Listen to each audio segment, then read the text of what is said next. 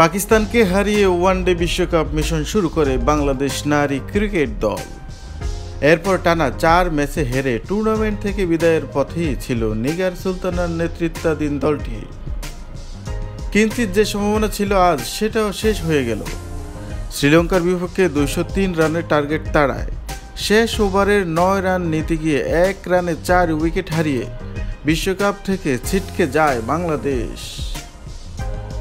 300 বলে 203 রানের টার্গেট তাড়ায় আজ জয়ের পথেই ছিল বাংলাদেশ, কিন্তু তীরে গিয়ে তরি ডুবায়।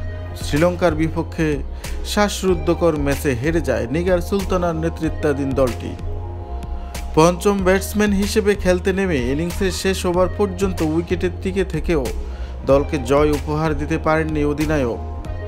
তিনি 98 বলে 6টি চারের সাহায্যে 77 রান করে ফেরেন।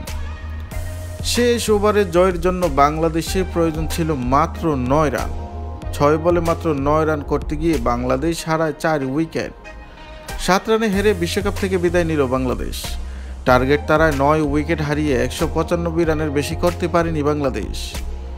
দলের হয়ে 98 বলে সর্বোচ্চ 77 রান করেন নিগার সুলতানা।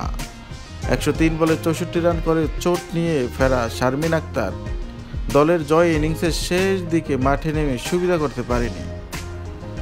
মুম্বাই টস জিতে আগে ব্যাট করতে নেমে 48 ওভার 4 বলে সবকটি উইকেট হারিয়ে 202 রান করেছে শ্রীলঙ্কা। দলের হয়ে সর্বোচ্চ 85 রান করেছে পেরেরা। বাংলাদেশের হয়ে 27 রানে 3 উইকেট শিকার করেছে স্বর্ণা আক্তার।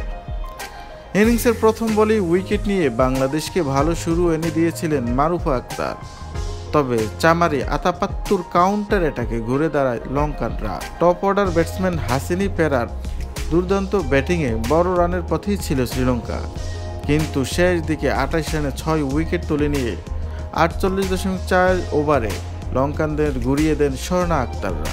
তো প্রিয় বন্ধুরা, খেলাধুলা বিষয়ক সকল তথ্য পেতে এই চ্যানেলটি অবশ্যই সাবস্ক্রাইব করে রাখবেন, বেল আইকনটি অন করে দিবেন। এছাড়া এফএস স্পোর্টস নামের ফেসবুক পেজ রয়েছে, সেখানে গিয়ে আপনারা ফলো দিয়ে রাখতে পারেন। আজকে এই পর্যন্ত, সবাই ভালো থাকবেন, সুস্থ থাকবেন।